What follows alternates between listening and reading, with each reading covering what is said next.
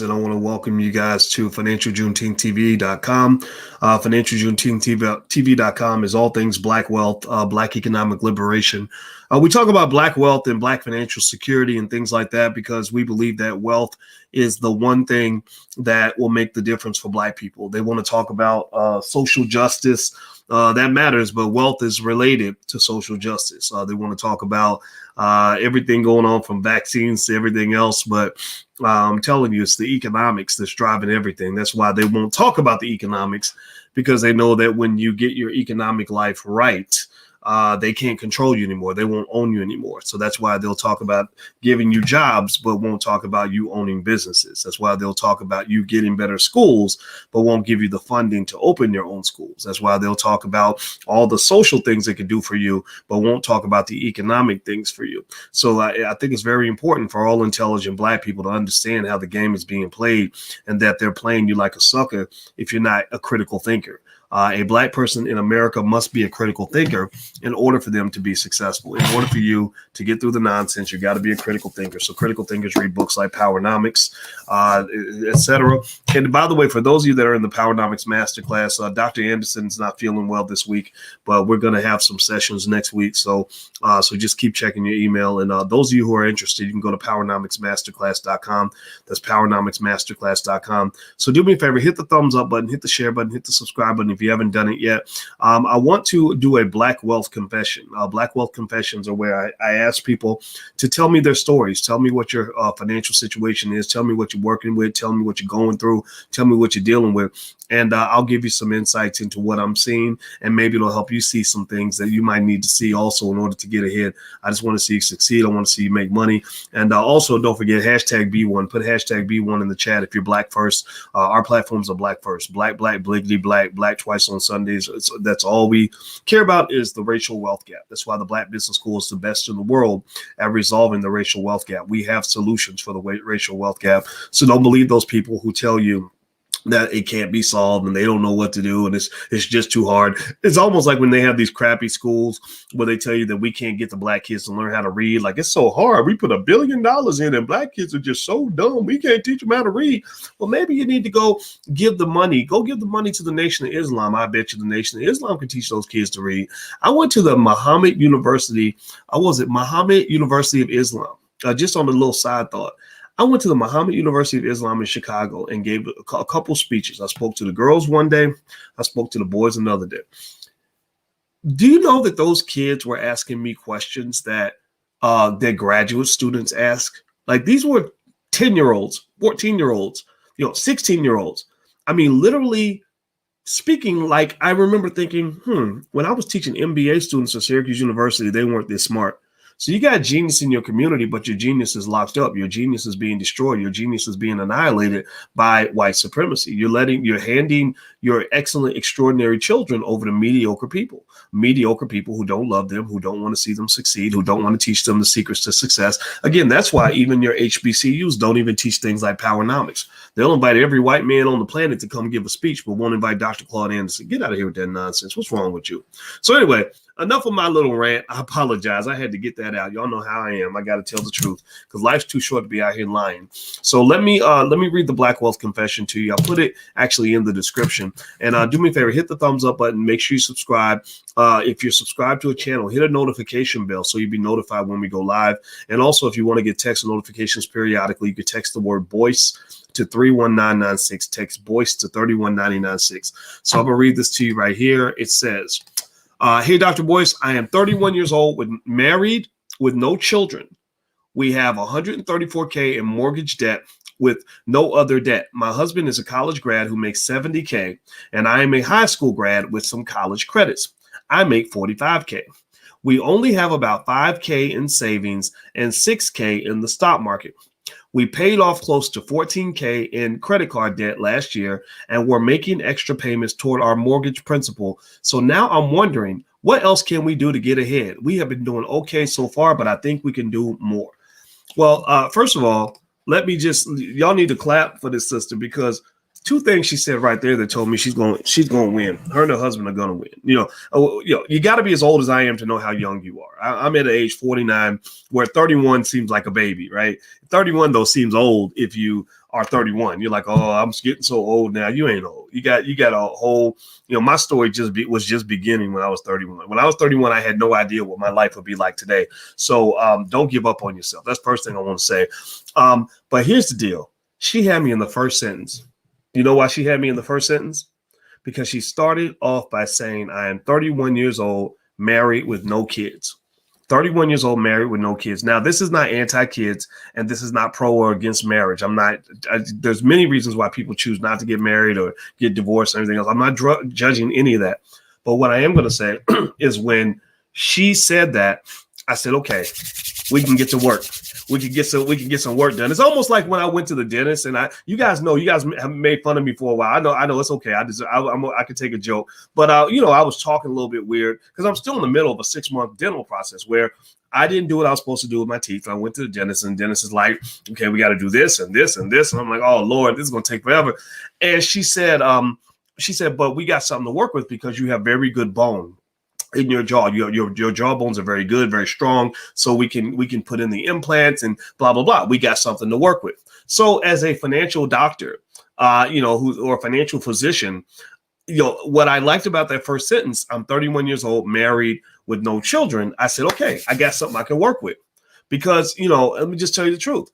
Working with a 31-year-old married woman with no kids is very different from working with a 40-year-old unmarried person who's got 3 children that they can't take care of, right? Male or female, right? So I'm not judging. I mean, all of us are in different situations, but what I'm going to say, especially to the young people, is every step you take, you got to think about how that's going to play out, because if you don't think about that, then you can box yourself in to the point where you don't have options anymore. I was talking to the 17-year-old in our house, and I said, man, you got your whole life ahead of you, and you got all the options in the world. Anything you want to do is right there in front of you, but you got to think through every step or you're going to box yourself in. A lot of people that don't have consciousness about how they live their lives, they make choices, one choice after another. Like they go sleep with somebody just because they're cute. The next thing you know, you got a baby and an STD, or you go and you take a job because the money's good. Next thing you know, you've been in that job 20 or 30 years and you had to drop out of school. You go and you decide you want to pursue a certain career. Next thing you know, you hate your life, right? So you got to think about every step. Or you marry the wrong person. Next thing you know, you've lost all your wealth in divorce court, right? So I'm not judging. Again, this is not judgmental. This is me being analytical. So I'm not being judgmental, I'm being analytical. But analytical can seem judgmental to those who've never had anybody kind of encourage them to engage in critical thinking. Critical thinking in our community is highly discouraged. Intelligence is frowned upon. Thinking things through is not something that people want to do. A lot of people train you to shut down your critical thinking skill so that you will just walk into all kinds of mess. You ever see anybody just where their whole life is just a big mess and they don't even know how they got there, right? Because they're not even thinking. They're not even thinking about the next step. They're not thinking about how the next step fits into long-term steps. And one of the best things I had when I was younger is I studied in mathematics. You guys know my master's was in math. I taught math at the University of Kentucky. And they had this thing called dynamic optimization, which was a mathematical technique. And with dynamic optimization, and I hope I'm not talking over anybody's head, but I'm not going to insult you by feeling like I got to dumb it down, right? A lot of people say, oh, well, Black people can't understand 3-syllable words. I hate that. I went through that on a WGCI radio station in Chicago, and I started talking. I'm breaking stuff down, and the guy's like, whoa, Doc, that's a long word. I'm like, what? Just ask me what the word means. Like, expand your vocabulary, fool. Like, what? Like you ain't got to tell me not to be intelligent with Black people. That's why we get played, because we don't encourage that. So anyway, with dynamic optimization, here's how it works. Dynamic optimization is where you figure out where you want to be, and then based on where you want to be, you work backward. And you go, so you're at step 3,000. Okay, on step 3,000, I want to be here. So then you look at, okay, what's your step 299 be? And then 2998, 2997. And then you back all the way up to step 1. And so what happens then is that step 1 ends up looking very different because you're thinking long term. Basically, it's chess versus checkers. People that play checkers, they're thinking about the next move. People that play chess are thinking 8 moves down the road. So smart people, those who are successful, those who build wealth and just have a happy life, tend to be people who can play chess. Those who are encouraged to play checkers don't usually do so well because they end up, 38 years old with 8 babies, mamas, and 10 kids, and that they can't take care of, and a job that doesn't pay them very much money, with all kinds of nonsense going on in their life because they're not thinking about what they're walking into. Okay. This all links back to wealth. A lot of wealth is about choices. I'm not kidding. So anyway, do me a favor, guys, as we move on, please take a second, hit the thumbs up button, hit the share button, hit the subscribe button. Also, if you want to, just so you want to know, in case you're interested, there's a free training I put together on financial security. Basically, it's really, really good. It's about 45 minutes, but it will literally change your life because it breaks down the key elements to financial security, what it means to be financially secure. So you can go to blackfinancialsecurity.com. Somebody please type that in so others can see it. It's blackfinancialsecurity.com. So feel free to go take a look. Doesn't cost you anything, but I guarantee it'll change your life. It'll be better than anything you ever got in college. I can guarantee you that much because they don't teach you very much in college, to be honest with you. All right. So here's the deal. All right. So with this sister, she's 31 and married with no kids. Her and her husband have $134,000 in mortgage debt.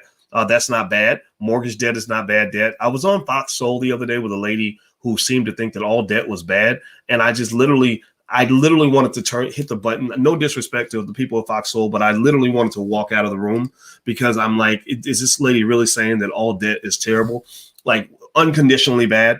That's probably the least true statement I've ever heard. Like I couldn't believe it when she said that. And no disrespect to her, but it was frustrating because she did all the talking. I hate it when the person who has the least amount of knowledge does all the talking. Like that drives me crazy. And so anyway, the mortgage debt that this woman has is not bad. This is what I call good debt. And I assume that the value of the house is probably worth more than $134,000. So right there, by being a homeowner, you're participating in the wealth building process because you have an asset that's going to appreciate in value. She says she has no other debt, which I think is beautiful. She said they paid off $14,000 in credit card debt last year, which is a great move because credit card debt is very bad debt. It's very expensive. It's not connected to an asset that goes up in value. Remember, it's about sort of, receiving more money than you're spending. That's what it comes down to, right? So if my debt is charging me 15% a year, then I better be making 20, 30, 40, 50% on that investment. If I am in a depreciating asset, like if I borrow 50 grand so I could really beef up my collection of Air Jordans and go to dinner every night and go pop bottles at the club, then effectively what I've done is I've created a big ball of nothingness that has no true economic value, but I'm paying for nothing. A lot of people go broke because they spend their whole lives paying for nothing. Even a college degree that's overpriced, that doesn't generate a high income, is a big ball of nothingness. So you're almost, the financial version of shadow boxing. You're paying for something that really doesn't even exist. You have a mortgage, but you don't even have a house, right? And so effectively, the fact that she got rid of her bad debt makes me very proud of her and her husband. These are smart people. She said her husband makes $70,000. Excuse me, she makes $45,000. That's another important piece. The fact that she's been able to get married and stay married is a critical aspect of wealth. Wealth and family are deeply connected. That's why sometimes you guys will see me talking about, some relationship type stuff, and people will say, why are you talking about that? Well, because wealth and family are connected. People that can get married and stay married have higher net worth than people who can't stay married or can't stay in relationships. And why is that important? Well, because when you untangle a marriage is a contract. A marriage is a contract. It is a financial commitment. So when you untangle that contract, you're going to be paying lawyers in the courts to untangle that contract for you. And then you're going to have to split your assets and liquidate some of the things that are important to you. And you don't have another person that you can engage in what they call economies of scale with, meaning that you can't share the household expenses anymore. Now, instead of the two of you working together to pay for one place to live, each of you is paying for an individual place to live. And it's really bad if both of you happen to be renters, right? If you're both renters, then instead of us two coming together and paying, say, $2,000 a month in rent, each of us is paying $1,500 a month in rent or whatever. And so that ends up being a net loss for the family. So if you want to make a good investment, a lot of people will talk about stocks and bonds and all this stuff for investing. A really good investment is your family. Like literally, if you're in a relationship and you are investing your life in that person, then invest in a counselor, therapist, read some books together so you can learn how to get along with each other. avoiding the fights. That's what tears families apart. That's why you get so many unfortunate situations where the baby's born and the couple breaks up before the damn baby's born. Like when I see that happen, it makes me sad because I'm thinking that you're condemning that child to emotional chaos and poverty because you can't figure out how to work it out. And they'll be over something stupid, something silly, like somebody disrespected you, or they didn't call you back fast enough, or you got mad because of whatever. Things that could probably be worked out. You basically took a solvable problem, and because you didn't take the effort to solve it, it's now become an unsolvable problem that's going to cause you problems for the rest of your life. So things like having a kid, things like getting married are extremely important for your long-term economic health. Move very carefully with those things. So her husband makes 70, she makes 45. I think that's great. She says they only have 5K in savings. I think that's pretty good. Most Americans don't have that. She has 6K in the stock market. I think that's great. That's another key point that tells me she's going to be a wealth builder. Because I'm a financial researcher, I know that stock market participation is a hugely important aspect of wealth building. People that invest in the stock market build more wealth. Especially in the last 15 years, the stock market has been on fire for, since a lot of you were in high school or when you were babies. So if you've been missing out on that because you've let broke people or backward people or old fashioned people or scared people convince you to not make investments for your future, then I feel sorry for you. I'm not yelling at you. I'm just saying that I feel sorry for you. I'm not calling you stupid. I'm saying I feel sorry for you because it's that backward thinking that slows us down and keeps us from moving forward. So one of the things I can suggest to you guys, if you're interested, is we do have a $5 a day investing plan in the Black Business School. It's totally free. If you go to theallblackagenda.com, theallblackagenda.com has a lot of resources on there for a Black agenda that you can actually apply to your family without anybody's permission. Type it in the chat, please, if you're on Instagram so other people can see it. It's theallblackagenda.com.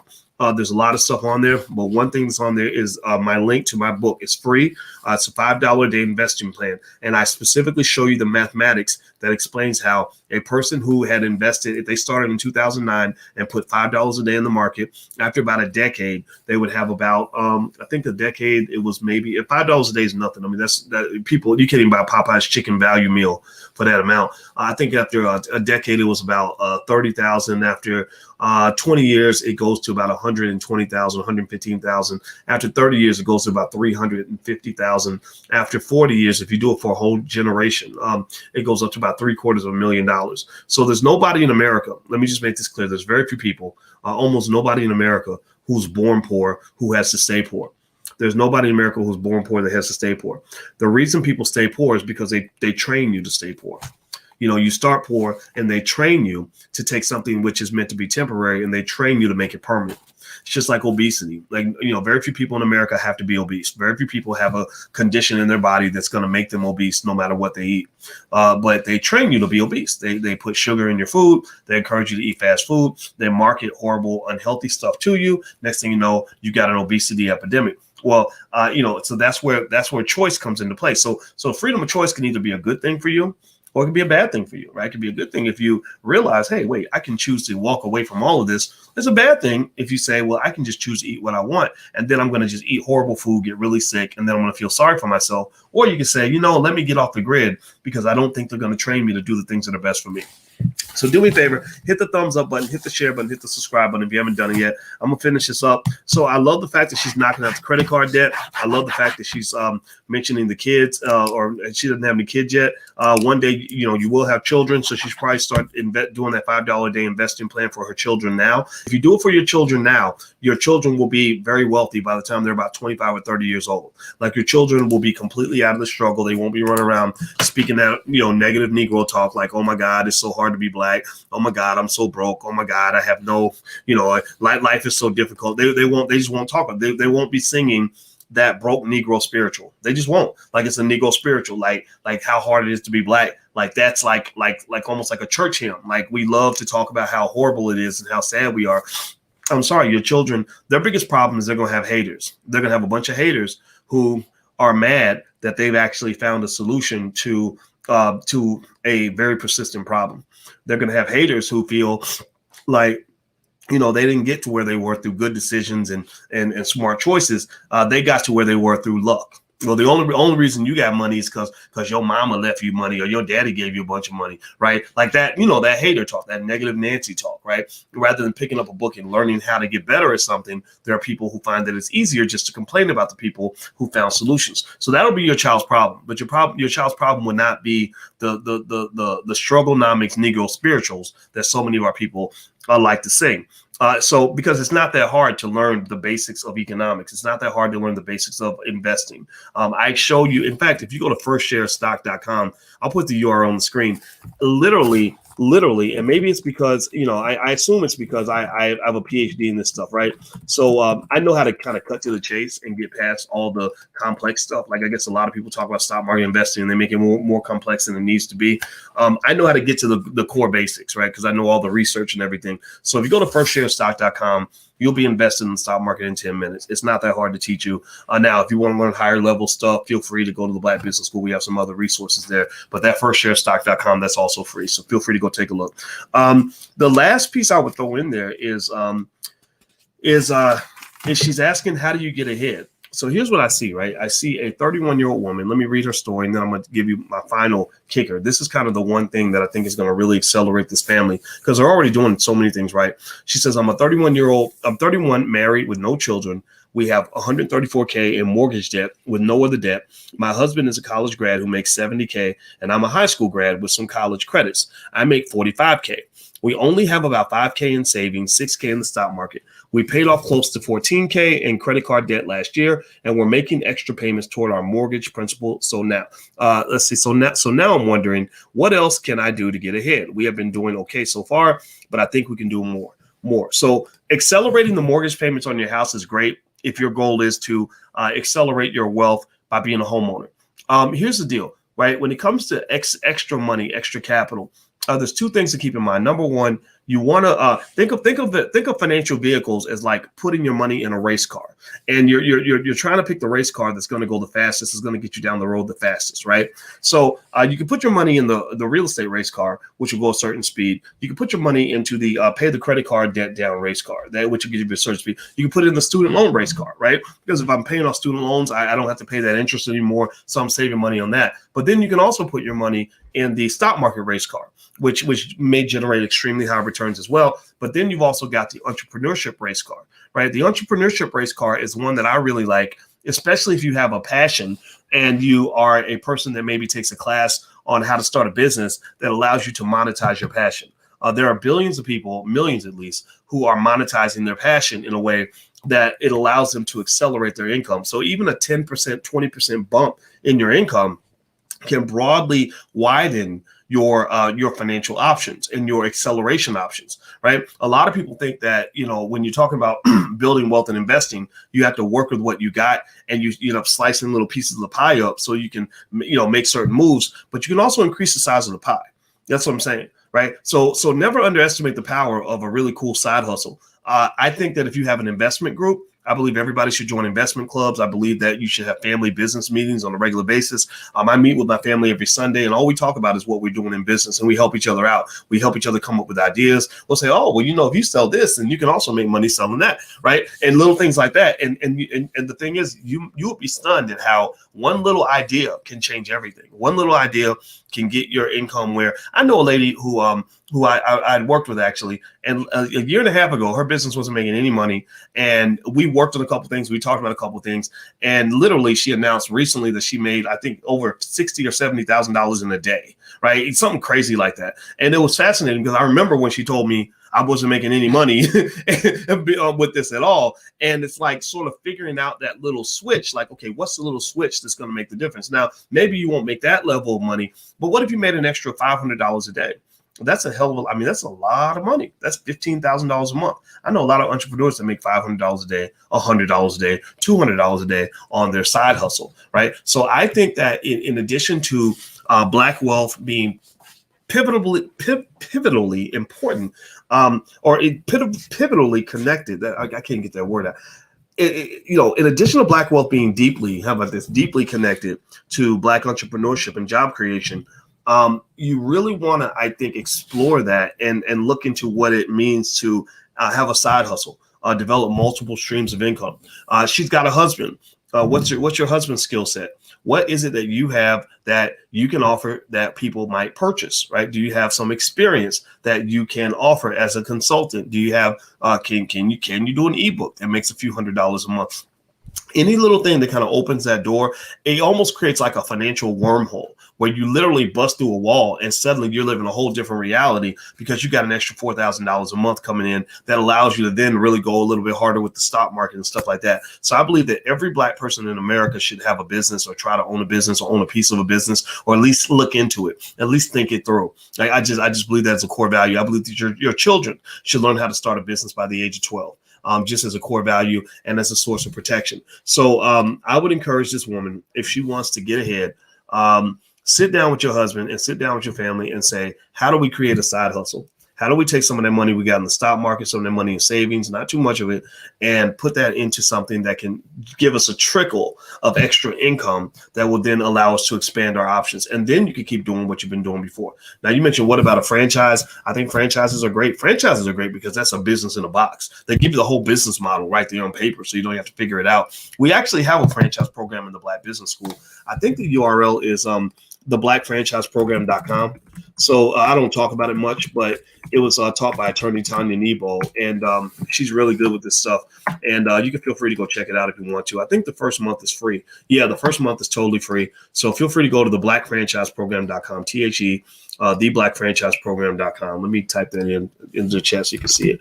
The blackfranchiseprogram.com. And that's actually the fourth class in our Black Money sequence. We actually have Black Money 101 through 106, and it's based on what we think should be the core economic values and strategies of every Black person that wants to either close the racial wealth gap for themselves or at least put themselves and their family in a secure position. Okay, so I got to go. Alicia's upstairs waiting for me. But also just a reminder, if you want to see that free lecture on financial security, if you just want to sit back and watch something, I think it's great. I personally think it's really good. So feel free to go to blackfinancialsecurity.com. That's blackfinancialsecurity.com. Hit the thumbs up button, hit the share button, hit the subscribe button, and I'll come back every now and then with a black wealth confession, and we'll kind of talk through it. So I hope that this was helpful to you guys. I hope you guys have a good night, and I will see you soon. Take care. Bye-bye. Peace.